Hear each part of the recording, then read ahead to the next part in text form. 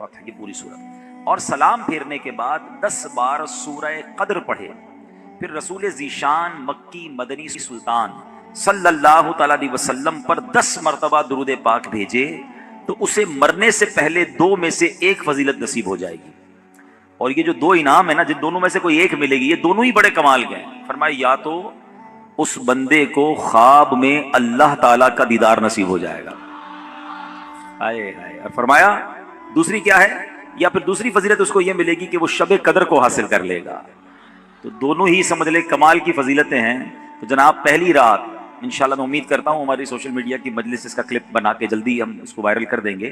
تو رمضان کی پہلی رات انشاءاللہ یہ 2 رکعتیں پڑھنی ہے. میں ریپیٹ کر دیتا ہوں، ہر رکعت میں سورہ فاتحہ کے بعد 1 مرتبہ سورہ فتح اذا جاء نصر اللہ والفتح، یہ پوری صورت.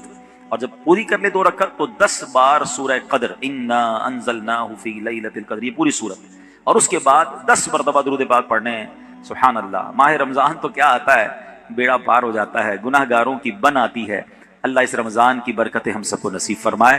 تو درود پاک کی کیا بات ہے، نیت کر لیں انشاءاللہ کثرت کے ساتھ درود پاک پڑھیں گے انشاءاللہ. نام حضرت پہ لاکھ بار درود، بے عدد اور بے شمار درود ہم کو پڑھنا خدا نصیب کرے.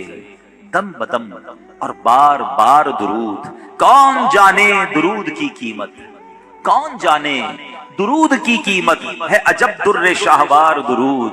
جو محب نبی ہے اے کافی، جو محب نبی ہے اے کافی، چاہیے اس کو بار بار درود. صلو علی الحبیب صلی اللہ تعالی علی محمد صلی اللہ علیہ وسلم.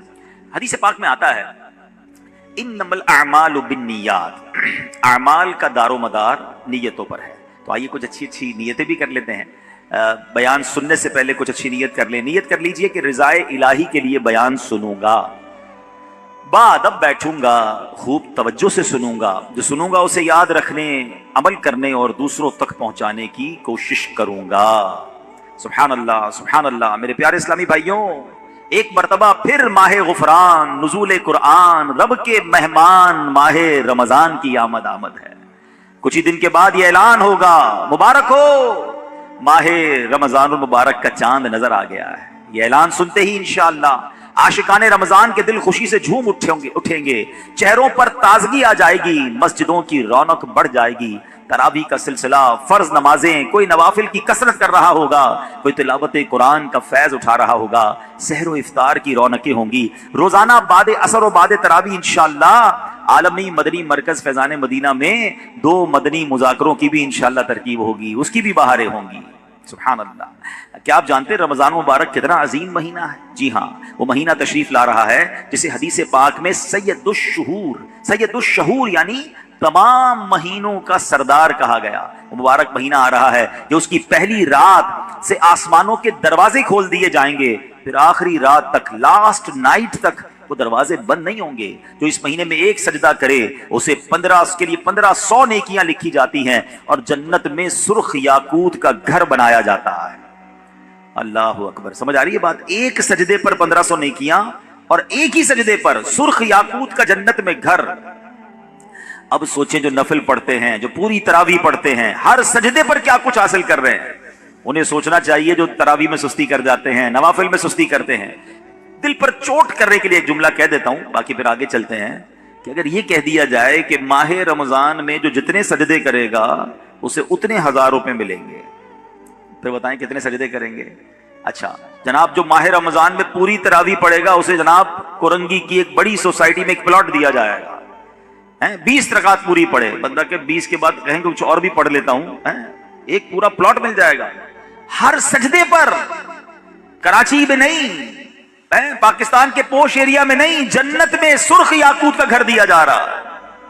تو کتنے سجدے کرنے چاہیے رمضان میں؟ وارے نیارے ہو گئے نا، اتنا آسان. سبحان اللہ. اور سنو، وہ مہینہ آ رہا ہے کہ جو ماہ رمضان کا پہلا روزہ رکھتا ہے اس کے پچھلے گناہ معاف کر دیے جاتے ہیں. صبح سے شام تک 70,000 فرشتے اس کے لیے دعائیں مغفرت کرتے ہیں. آج دنیا میں پتہ ہے ہم کسی بڑے بزرگ شخصیت کو ڈھونڈ رہے ہوتے ہیں، کسی عالم دین سے پیار ہوتا ہے، کسی پیر صاحب سے محبت ہوتی ہے، بندہ کہتا ہے جا کے یار ان سے دعا کروا لوں، میرا کام ہو جائے گا. اللہ کے فرشتے، اور وہ بھی کتنے، 70,000 صبح سے شام تک روزہ دار کے لیے دعائیں کر رہے ہیں سبحان اللہ، جس میں نفل کا ثواب فرض کے برابر، فرض کا ثواب 70 گنا بڑھا دیا جائے گا۔ رمضان مبارک کی جب پہلی رات آتی ہے اللہ پاک اس امت کی طرف نظر رحمت فرماتا ہے، اور جس پر اللہ نظر رحمت فرمائے اسے کبھی عذاب نہ دے گا۔ اس سے پتہ کیا پتہ چل رہا ہے؟ 2-3 باتیں آ گئی ہیں کہ پہلی رات بڑی امپورٹنٹ ہے، آخری رات تو ہے ہی امپورٹنٹ، وہ بعد میں بتاؤں گا، مگر چونکہ ابھی پہلی رات آنے والی ہے نا، first night of Ramzan is very important. آپ نے سنا اس رات ہمیں یہ 2 رکعتیں پڑھنی ہیں، پھر فرمایا اس رات اللہ جس پر نظر رحمت فرمائے گا اس پر کبھی عذاب نہیں ہوگا، اور پھر کیا فرمایا کہ پہلی رات آسمانوں کے دروازے کھول دیے جاتے ہیں سبحان اللہ۔ تو یہ خاص رات ہے، فرمایا اس مبارک مہینے میں بخشش کے پروانے بانٹے جائیں گے۔ کون سا وقت بڑا سینسٹیو ہے؟ جو افطار کا وقت ہے نا، یہ بڑا سینسٹیو ہے، بڑا حساس، بڑا خوبصورت وقت ہے۔ حدیث پاک میں آتا ہے جس کا مضمون ہے ہر روز افطار کے وقت 10 لاکھ گناہگاروں کی بخشش کی جائے گی۔ اور اس مبارک مہینے میں جب جمعہ آئے گا نا، کل بھی جمعہ ہے مگر وہ شعبان کا ہے، انشاءاللہ اللہ رمضان تک ہمیں زندہ رکھے، صحت و عافیت کے ساتھ عطا فرمائے، انشاءاللہ جو اگلا جمعہ ہوگا اور رمضان میں جتنے جمعے ہوں گے، فرمایا تب تو وارے نیارے ہو جائیں گے جمعرات کی مغرب سے لے کر غروب آفتاب سے جمعے کے غروب آفتاب تک، یہ جو 24 آورز ہیں، یہ جو دن رات ہے، فرمایا ہر گھڑی میں 10 لاکھ گناہگار جہنم سے آزاد کر دیے جاتے ہیں۔ اور وہ بھی کون سے؟ جن پر جہنم واجب ہو چکی تھی، گناہوں کی وجہ سے جن پر جہنم واجب ہو گئی، وہ گناہگار بخشے جائیں گے۔ اللہ اکبر۔ اب سوچو یہ رمضان کیسا مہینہ ہے، اس کی کتنی خوشی ہونی چاہیے، کتنی پریپریشن ہونی چاہیے۔ افطار کا وقت تو اتنا نازک وقت ہے کہ 10 لاکھ بخشے جا رہے ہیں۔ ہم افطار میں کس کام میں لگے رہتے ہیں؟ اے بھائی سموسے آگے کے نہیں آئے، پکوڑے آگے کے نہیں آئے، شربت کہاں ہے، دہی بلے کہاں ہیں، فلاں چیز کہاں ہے، گھر میں ایک افراتفری مچی ہوئی ہوتی ہے۔ پلیز ٹرائی ٹو انڈرسٹینڈ، یہ افطار کا وقت مانگنے کا وقت ہے، گر گڑانے کا وقت ہے، آنسو بہانے کا وقت ہے کہ مولا آج 10 لاکھ بخشے جا رہے ہیں، ان بخشے جانے والوں میں میرا بھی نام لکھ دے۔ کاش سارے اپنے گھر والوں کو بھی کہہ دیا کرو کہ چھوڑ دیں کچن کے کام، ہم بیٹھ جائیں، جو ہو گیا تیار ٹھیک ہے، یہ آخری 10-15 منٹ۔ اور سبحان اللہ کراچی والوں کو تو اور فائدہ یہ ہے کہ عین اسی وقت عالمی مدنی مرکز میں ایک عجب سما ہوتا ہے، ایک آنسوؤں کی برسات ہے، ایک دعاؤں کا سلسلہ ہے۔ ہمارا تو ٹائم بھی میچ ہوتا ہے نا، پنجاب والے یا دنیا کے دوسرے ملک والوں کا وہ افطار کا وقت نہیں ہوتا، ہمارا تو ایگزیکٹ افطار کا وقت وہی ہوتا ہے۔ تو کیا ہی اچھا ہو کہ باپ بھی بیٹھا ہو، ماں بھی بیٹھی ہو، بچے بھی بیٹھے ہوں اور ہاتھ اٹھے ہوئے ہو اور اللہ کی بارگاہ میں التجائیں ہوں، اے اللہ ہمارا گھرانہ تیرے دربار میں حاضر ہے، اے اللہ افطار کا وقت ہے، 10 لاکھ بخشے جائیں گے، اس بخشے جانے والوں میں ہماری فیملی کا، ہمارے گھر بار کا نام لکھ دے۔ تو اے میرے اسلامی بھائیوں، پردے میرے جو مجھے انٹرنیٹ پر اسلامی بہنیں سن رہی ہیں، بعد میں سنیں، کچھ ایسا انتظام گھر میں کریں کہ 10-15-20 منٹ پہلے اب سارے کاموں سے فارغ ہو جائیں، اب دعاؤں میں گزاریں۔ افطار کا وقت، افطار سے پہلے بھی دعا کریں،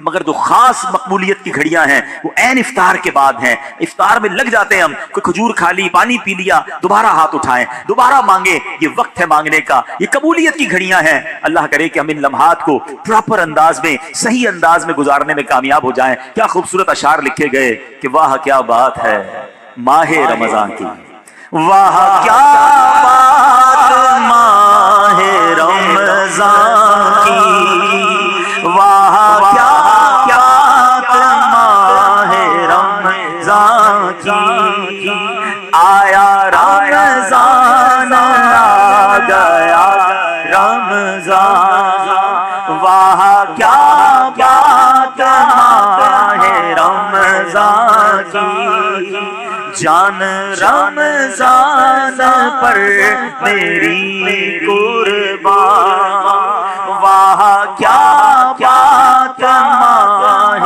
رمضان کی، فضل رب سے پھرا گیا رمضان، لوٹو رمضان کا لوٹ لو فیضان، واہ کیا بات ماہ رمضان کی۔ انشاءاللہ وہ مہینہ آنے والا ہے، اپنے دل میں خوشی داخل کیجئے، پریپریشن کیجئے، تیاری کیجئے۔ آپ کے گھر پہ جیسا مہمان آتا ہے آپ ویسی تیاری کرتے ہیں نا، کوئی دور کا مہمان، نارمل مہمان، آپ نارمل سی تیاری کرتے ہیں، اسپیشل مہمان آپ اسپیشل تیاری کرتے ہیں۔ کچھ مہمان ایسے ہوتے ہیں جن کے آنے کے لیے انتظار ہوتا ہے، یقین نہیں آتا وہ ہمارے گھر آ رہے ہیں، بندہ گھر بھی سجاتا ہے، صفائی بھی کرتا ہے، خوشبو بھی لگاتا ہے، اچھے اچھے کھانے بناتا ہے، مہمان کی تیاری ہے نا۔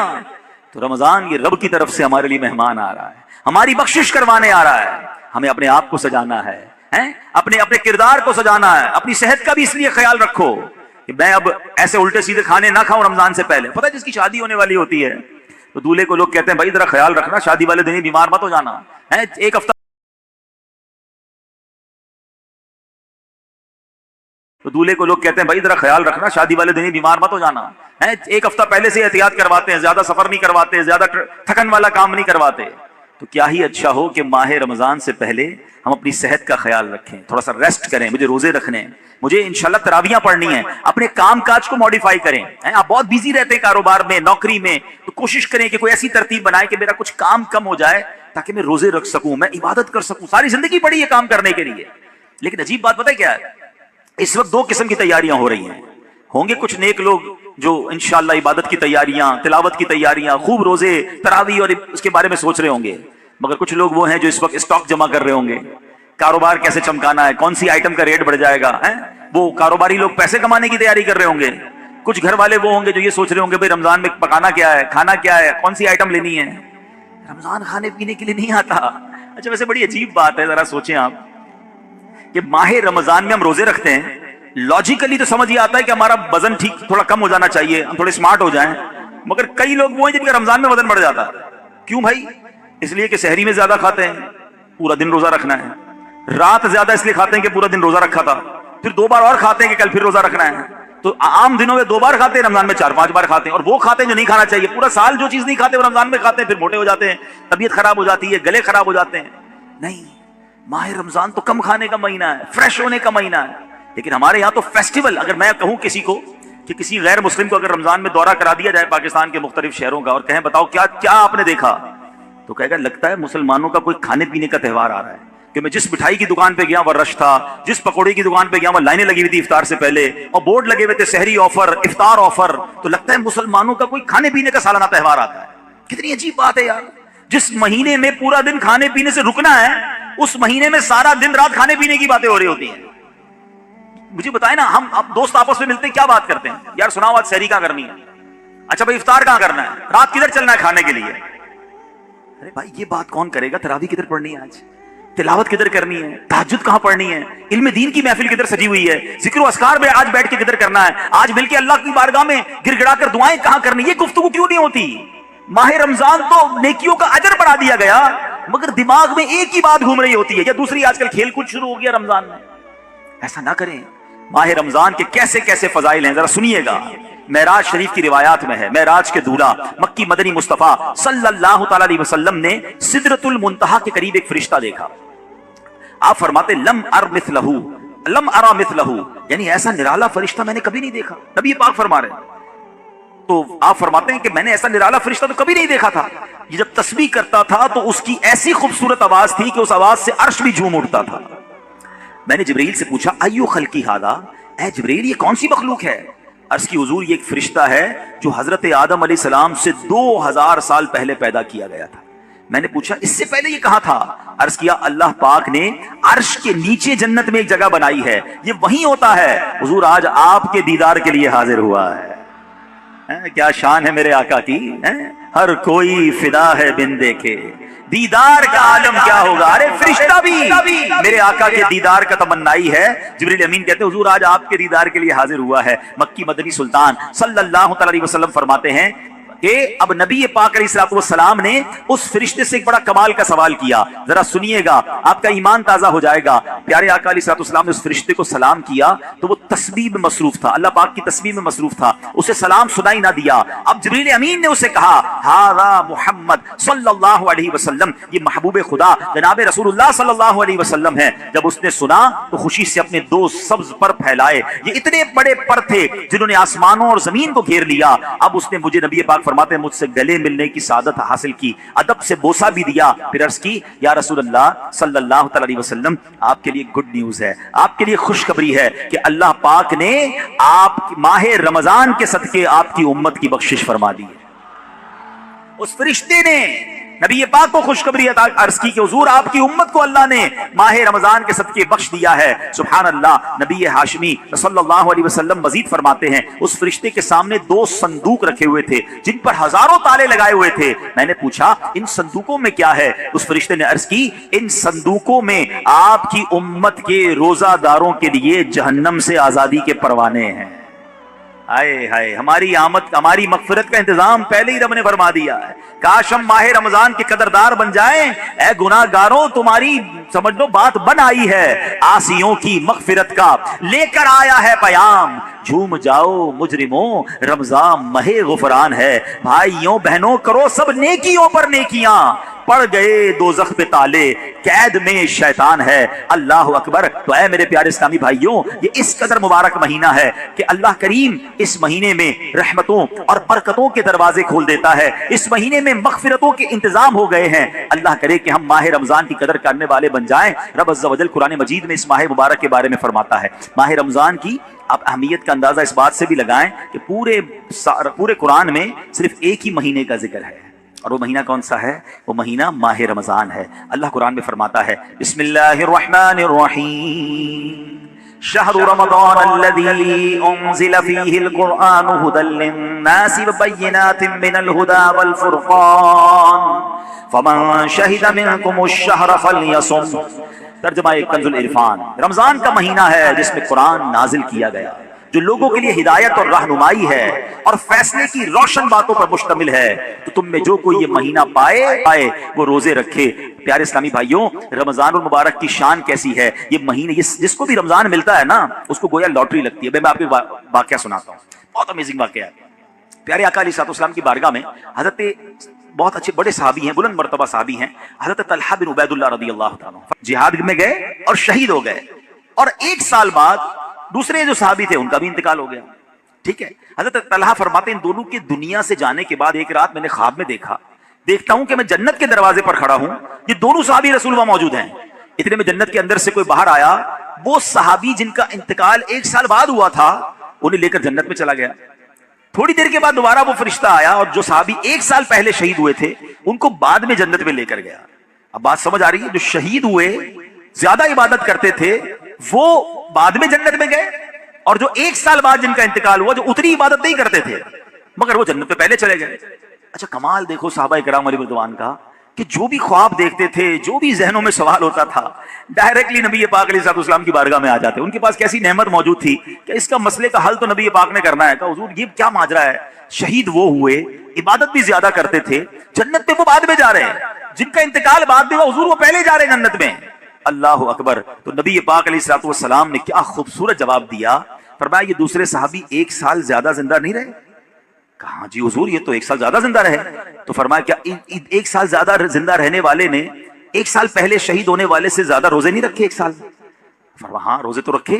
तो नबी पाक ने पूछा क्या उस 1 साल बाद वाले ने सजदे ज्यादा नहीं किए? अर्ज़ किया जी हुजूर सजदे भी ज्यादा किए। तो नबी पाक ने फरमाया बस इसी वजह से इन दोनों के दरमियान जमीन और आसमान का फर्क है। बात समझ आ रही है? मोमिन और नेक आदमी की लंबी उम्र, ये उसके लिए बहुत बड़ी समझ लो फायदा है कि वो जितना जीता है उतने सजदे ज्यादा करता है, उतने रमजान उसे मिलते हैं। अभी 15 शाबान को नवाफिल पढ़े थे ना, 2 रकत ये भी तो थे ना कि अल्लाह हमें दराजी उम्र बिल खैर अता फरमा। याद रखिएगा, बंदा नेक हो और उम्र तवील हो तो उसके वारे नहीं आ रहे हैं, लेकिन अगर बंदा गुनाहगार है, उसकी उम्र बड़ी हो जाए तो वो तो मारा गया ना। उसकी तो रोज नमाज कज़ा हो रही है, उसके रमजान के रोजे भी कज़ा हो रहे हैं, वो रोज झूठ बोल रहा है, वो रोज हराम कमा रहा है, तो उसका तो गुनाहों का मीटर जारी है ना। ये लोग बड़ी उम्र की जो दुआ करते हैं ना, बड़ी अच्छी नेमत है ये। लेकिन अल्लाह से हमेशा ये दुआ करें कि मौला नेकियों वाली तवील उम्र अता फरमा, आफियत वाली तवील उम्र अता फरमा। तो पता चला कि फिर रमजान आ रहा है मेरी बख्शिश करवाने, फिर रमजान आ रहा है मेरे नामा अमाल में। दुरूद पाक पढ़ ले, सल्लल्लाहु अलैहि वसल्लम।